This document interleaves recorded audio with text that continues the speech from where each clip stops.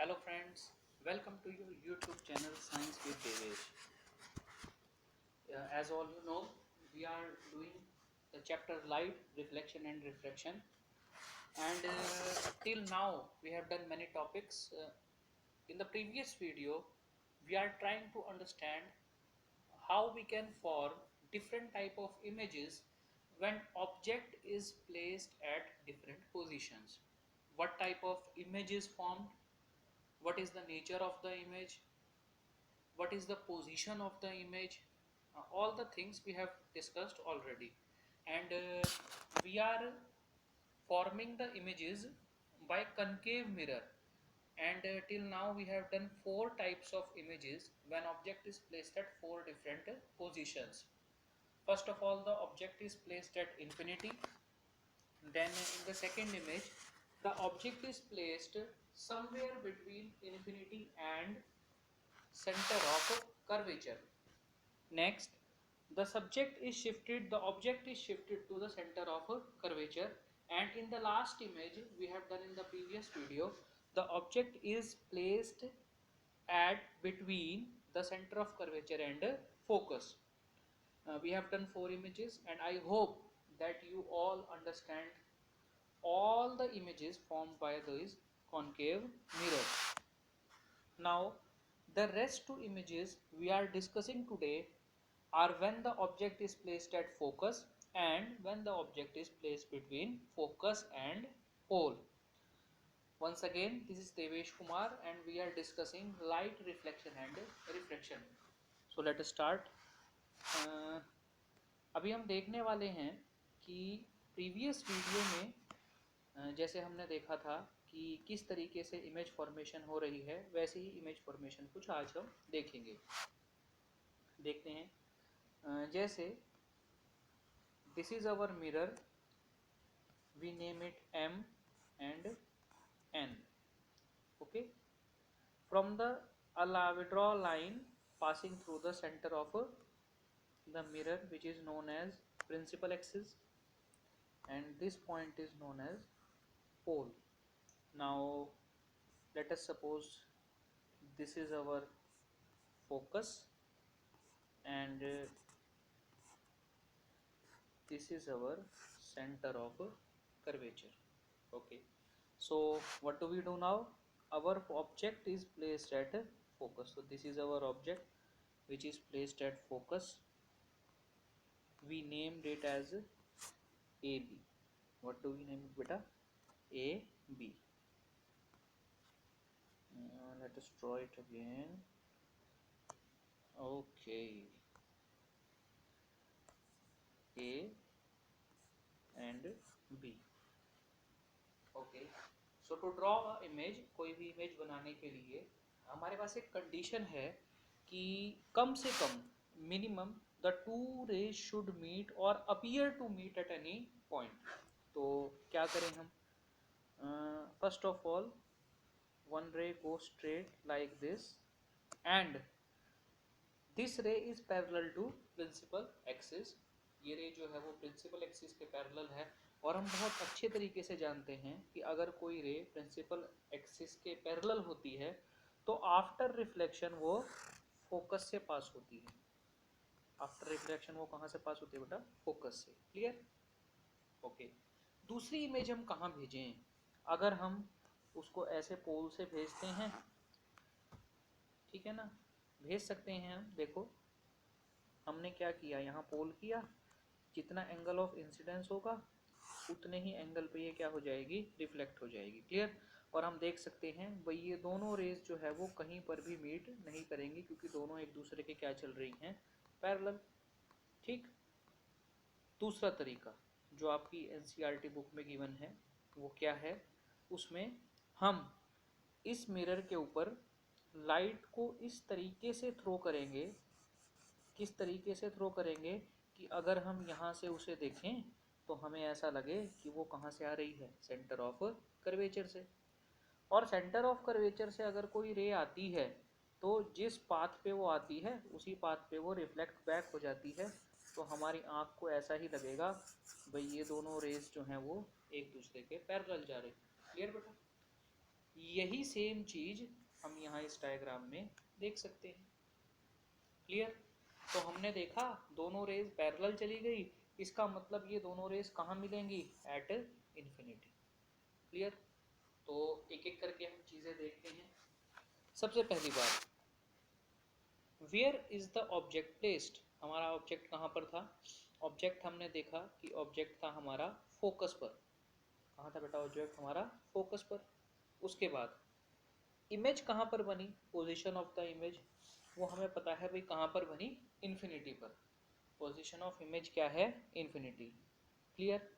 Okay, now let us try again. अगली जो दो चीजें बची हैं वो क्या हैं? अगली चीज हमारी क्या है? इस इमेज का साइज क्या होगा? अब हमें पता है क्योंकि ये कहाँ पर मिलने वाली हैं? ये मिलने वाली हैं बेटा इन्फिनिटी पर। इसीलिए ये जो इमेज बनेगी वो कैसी होगी? वो हाईली एनलार्ज्ड होगी, इसका साइज बहुत बड़ा होगा। क्लियर? क्यों बड़ा होगा? क्योंकि हमने पहले डे डायग्राम में भी देखा था कि जो रेज इन्फिनिटी से आ रही हैं, ऑब्जेक्ट जब हमारा इन्फिनिटी से रखा हुआ था तो रेज कैसी आ रही थी? Straight line. तो क्लियर बात है, अगर रिफ्लेक्शन के बाद रेज इन्फिनिटी में मिल रही हैं, इसका मतलब जो इमेज बनी उसका साइज क्या होगा? वेरी लार्ज और एनलार्ज्ड। क्लियर? अब इमेज कैसी बन रही है? ये दोनों रेज जहां पर भी जाकर मिलेंगी, चाहे वो कहीं भी मिलें, तो वो असली में मिलेंगी। ऐसा नहीं होगा कि हमें देखने में लग रहा है कि वो मिल रही हैं। It means the image is real. और हमें दिखाई दे रहा है कि ये जो इमेज बनेगी वो कहाँ पर बनेगी? ये प्रिंसिपल एक्सिस से ऊपर तो बनेगी नहीं, तो ये जहाँ पर भी मिलेंगी प्रिंसिपल एक्सिस से नीचे ही मिलेंगी। तो it means the image is inverted. तो इसका नेचर कैसा है? Real and inverted. क्लियर हुई बात? Very good. Now the last image formed by concave mirror after reflection through a spherical mirror। ये बेटा इसको हम बनाते हैं। इसमें हमारा जो ऑब्जेक्ट रखा हुआ है, ऑब्जेक्ट कहाँ रखा हुआ है? ऑब्जेक्ट रखा हुआ है बिटवीन फोकस एंड पोल। तो सबसे पहले हमने क्या बनाया? हमने एक मिरर बनाया। ये हमारी क्या है? Principal axis. यहाँ पे हमारा क्या है? ये पोल। mn हम इसको नाम दे देते हैं। ये हमारा क्या है? इसको हम मान लेते हैं, नहीं इसको हम थोड़ा दूर मानेंगे, थोड़ा और दूर लेंगे। ये हमारा है फोकस, लेट अस सी, और ये हमारा क्या है? Centre of curvature. तो हमारी इमेज जो रखी हुई है, हमारा ऑब्जेक्ट जो रखा हुआ है, वो ऑब्जेक्ट रखा हुआ है फोकस और पोल के बीच में। क्लियर? अब क्या करें? गड़बड़ है। क्या गड़बड़ है? अगर हम यहाँ से स्ट्रेट लाइन डालते हैं तो ये स्ट्रेट लाइन बाद में कहाँ से पास होगी? फोकस से पास होगी। क्लियर? इतनी बात में क्लियर है? ठीक है बेटा। उसके बाद अगर हम सेंटर ऑफ कर्वेचर से एक रे इस टाइप से भेजते हैं कि हमें ऐसा लगे कि वो कहाँ से आ रही है? सेंटर ऑफ कर्वेचर से, तो ये भी इस पाथ पे रिफ्लेक्ट हो जाएगी। क्लियर? तो हमने क्या देखा? ये दोनों रेज कहीं पर भी मीट नहीं कर रही। ठीक है, एक और तरीके से हम बना के देखते हैं।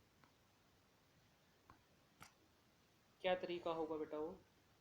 फर्स्ट ऑफ ऑल हम एक रे ऐसी बनाएंगे जो यहाँ से कहाँ जा रही हो? इस मिरर के ऊपर जा रही हो, और इस तरीके से जा रही हो कि यहाँ से जब हम उसे देखें तो हमें ऐसा लगे कि वो कहाँ से आ रही है? सेंटर ऑफ कर्वेचर से। क्लियर? ये बात क्लियर है? ठीक है। दूसरी बात, एक रे को हम यहाँ पोल पे इंसिडेंट करवाएंगे, तो जिस एंगल पे हम उसे इंसिडेंट करवाएंगे उसी एंगल पे वो क्या हो जाएगी? रिफ्लेक्ट हो जाएगी। क्लियर? हम देख रहे हैं कि ये जो दो रेज गई, एक ऐसे चली गई और एक ऐसे चली गई, तो जैसे जैसे ये आगे बढ़ रही हैं इनके बीच का डिस्टेंस बढ़ता जा रहा है। इसका मतलब मिरर के इस साइड में तो ये कहीं भी मीट नहीं करेंगी। चलो फिर हम इनको इधर से देखते हैं। कोई आँख जब इनको देखेगी तो उसे ऐसा लगेगा कि ये रे मिरर के पीछे से आ रही हैं ऐसे, और ये कहीं एक पॉइंट पर मिल रही हैं जो कि यहाँ पर है। क्लियर? तो इसको हम अपनी क्या मान लेंगे? इमेज मान लेंगे। जो कि मेरी क्या बनेगी ए डैश बी डैश। ठीक है बेटा। तो अब इस डायग्राम के बारे में कुछ बातें लिखते हैं। जैसे सबसे पहले पोजीशन ऑफ द ऑब्जेक्ट क्या है, तो पोजीशन ऑफ द ऑब्जेक्ट आप कहेंगे is between focus and pole. Next आपसे पूछेगा पोजीशन ऑफ द इमेज, तो आप क्या बताएंगे, position of the image is behind the mirror. क्या कहेंगे बेटा, बिहाइंड द मिरर। ठीक है। Nature of the image, nature बताते हैं, क्या ये रे असली में मिल रही हैं, नहीं इधर जा रही हैं, असली में कहाँ मिल रही हैं, इसीलिए हम कहेंगे नेचर कैसा है, वर्चुअल। कैसा है, वर्चुअल, क्योंकि इन दो रेज रियल में मीट नहीं कर रही, just they appear to meet at point A dash. Clear. तो हम क्या कहेंगे, नेचर कैसा है, वर्चुअल। और क्योंकि ये नीचे की तरफ नहीं है, ऑब्जेक्ट भी प्रिंसिपल एक्सिस से ऊपर था और इमेज भी ऊपर बन रही है, it means the image is erect. तो नेचर कैसा है, वर्चुअल एंड इरेक्ट। ऑब्जेक्ट देखो, हमारा ऑब्जेक्ट कितना छोटा था और इमेज कितनी बड़ी है, इसलिए हम क्या कहेंगे कि इमेज कैसी बनी, हाईली एनलार्ज्ड। क्लियर। तो हमने देखा, हमने क्या बात देखी है कॉमन, कि जब कभी हम इमेजेस बनाते हैं ऑब्जेक्ट को अलग अलग पोजीशन पे रखकर, किस केस में, कनकेव मिरर के केस में। ठीक है बेटा। तो फिर 5 ऐसे केस आते हैं, ये फर्स्ट, सेकंड, थर्ड, फोर्थ और फिफ्थ, जिन 5 केसेस में हमारी इमेज बनती है real and inverted. The one and only case is this one where the image is virtual and erect. तो अगर मैं आपसे क्वेश्चन पूछूं कि describe the condition in which a concave mirror forms a virtual and erect image, तो आप क्या कहोगे, the condition is that the object is placed between focus and pole। Clear. तो हमने 6 इमेजेस टोटल देखी। जब हम ऑब्जेक्ट को अलग अलग पोजीशन पे रखते हैं तो उसकी वजह से कनकेव मिरर बनाता है। क्लियर।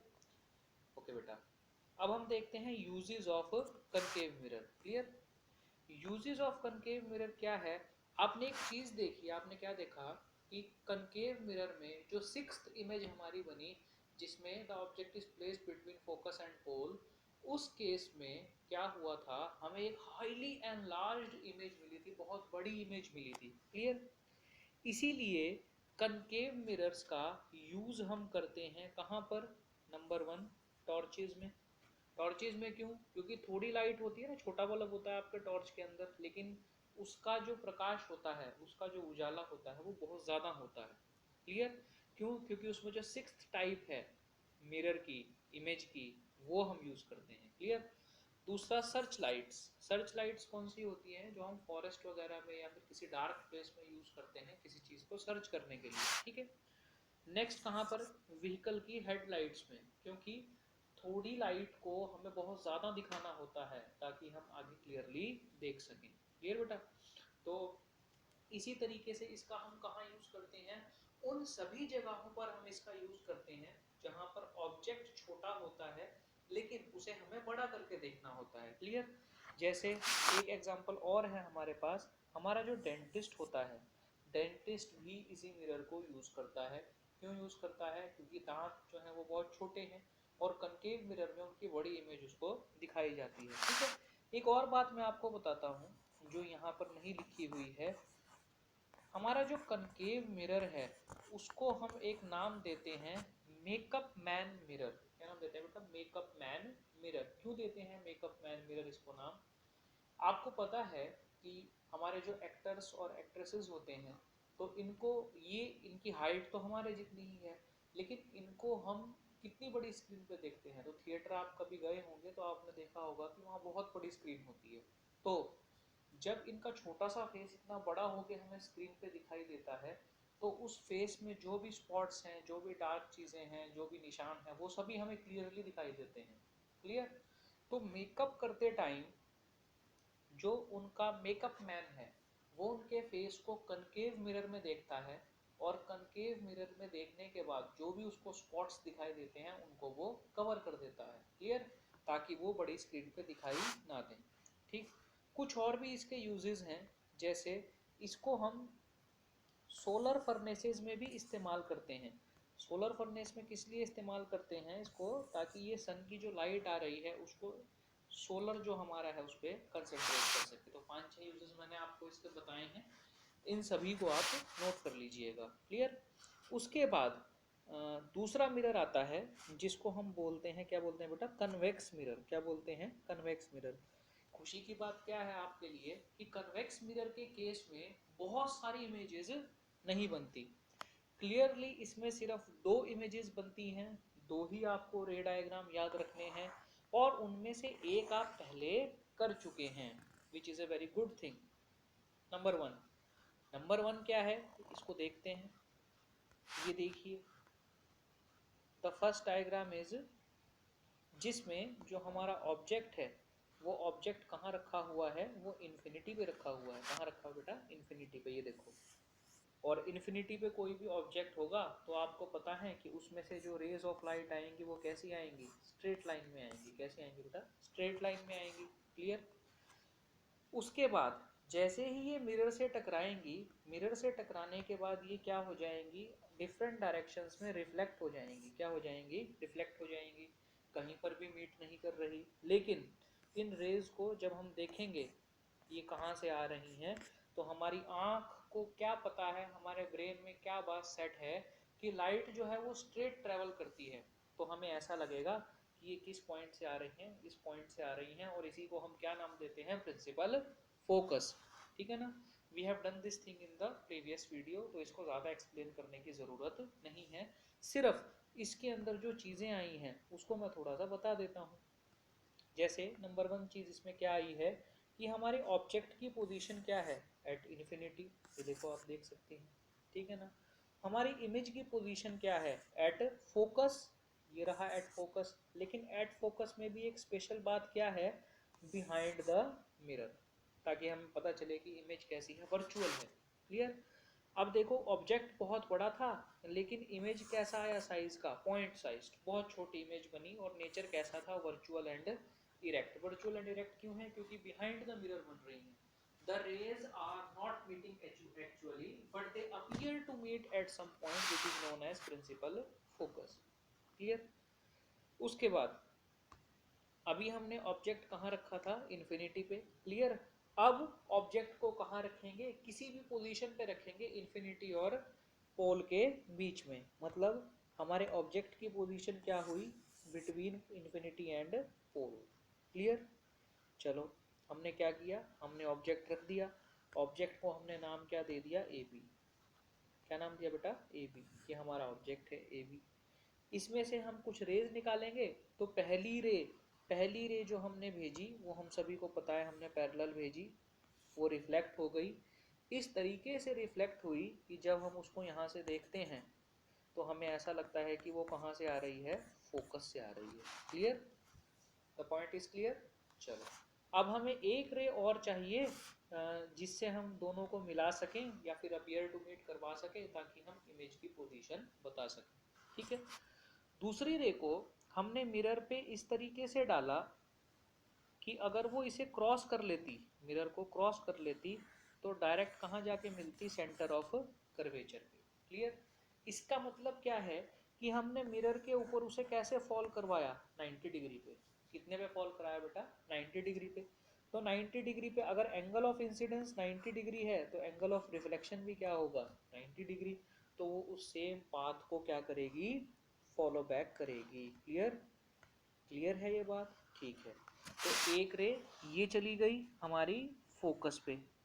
असलियत में तो ये कहीं भी नहीं मिल रही, लेकिन इसको यहाँ से देखते हैं तो ये कहाँ मिलती हुई दिखाई देती है, फोकस पे। और इस रे को देखते हैं तो ये यहाँ मिलती हैं, तो ये इस एक पॉइंट पे क्रॉस हो रही हैं। ठीक है ना। कौन सा पॉइंट है ये, हम देख सकते हैं। इस पॉइंट को हमने नाम दिया है ए डैश। यहाँ पर ये क्रॉस हो रही है, और यहीं पर हम क्या बनाएंगे, अपनी इमेज, जिसको हम नाम देंगे ए डैश बी डैश। क्लियर। इसके अंदर भी वही 4 बातें देखते हैं। सबसे पहली बात, ऑब्जेक्ट की पोजीशन क्या है, between infinity and pole. Image की पोजीशन क्या है, बिटवीन पोल एंड फोकस, लेकिन बिहाइंड द मिरर। क्या कहेंगे, बिहाइंड द मिरर। ठीक है। साइज क्या है इमेज का, देखो ऑब्जेक्ट कितना बड़ा था और इमेज कितनी छोटी है, इसीलिए इमेज का साइज क्या है, डिमिनिश्ड। क्लियर। और इमेज कहाँ बनी है, बिहाइंड द मिरर बनी है, बिहाइंड द मिरर बनी है, इसीलिए कैसा साइज है उसका, सॉरी कैसा नेचर है उसका, वर्चुअल। और प्रिंसिपल एक्सिस से जिस डायरेक्शन में ऑब्जेक्ट था उसी डायरेक्शन में इमेज बनी है, इसीलिए इरेक्ट। क्लियर। तो ये 8 इमेजेस टोटल हमने बनाई।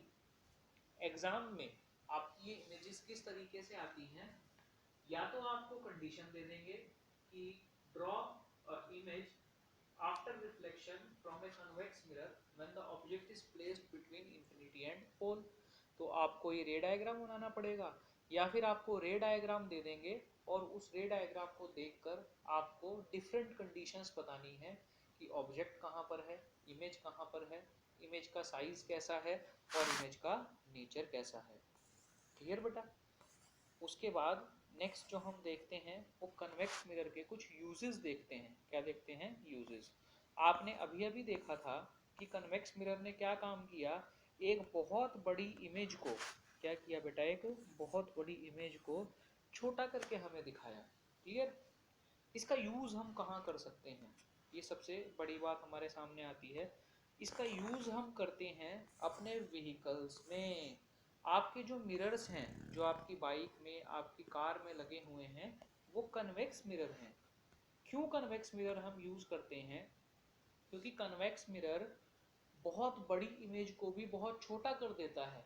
इसीलिए कन्वेक्स मिरर में आपके पीछे जितना भी ट्रैफिक है तो उसकी ज़्यादा से ज़्यादा पिक्चर वो उस छोटे से मिरर में दिखा सकता है। मतलब एक कन्वेक्स मिरर का यूज़ करके आप ज़्यादा एरिया कवर कर सकते हैं, कुछ भी अपने पीछे क्या व्हीकल है क्या नहीं है वो देखने के लिए। क्लियर। इसीलिए कन्वेक्स मिरर का हम यूज़ कहाँ करते हैं, इसका यूज़ ड्राइवर्स करते हैं as a rear view mirror, पीछे देखने के लिए। ठीक है ना। क्यों करते हैं, क्योंकि ये हमें एक डिमिनिश्ड इमेज देता है, इसीलिए हमें एक वाइडर फील्ड दिखाई देती है। वाइडर फील्ड मतलब बहुत ज़्यादा एरिया हम पीछे का देख सकते हैं। क्लियर। क्लियर है बात। ठीक है। तो हमने क्या क्या किया, हमने कनकेव मिरर्स किए, हमने कन्वेक्स मिरर किए, इनकी इमेज फॉर्मेशन करी और इनके यूजेस करे। फर्दर साइन कन्वेंशंस जो है वो हम नेक्स्ट वीडियो में करेंगे। क्लियर। क्या साइन कन्वेंशंस होते हैं, क्यों इनकी ज़रूरत होती है। सो अभी हम यहीं पे स्टॉप करते हैं। आप एनसीईआरटी पढ़िए और एनसीईआरटी पढ़ने के बाद ये जो इमेज हमने फॉर्मेशन करी इसकी अपनी नोटबुक में प्रैक्टिस कीजिए। Clear. So if you like the video please hit the like button, share it with your friends, and if you are new on the channel please subscribe this channel. Thank you very much.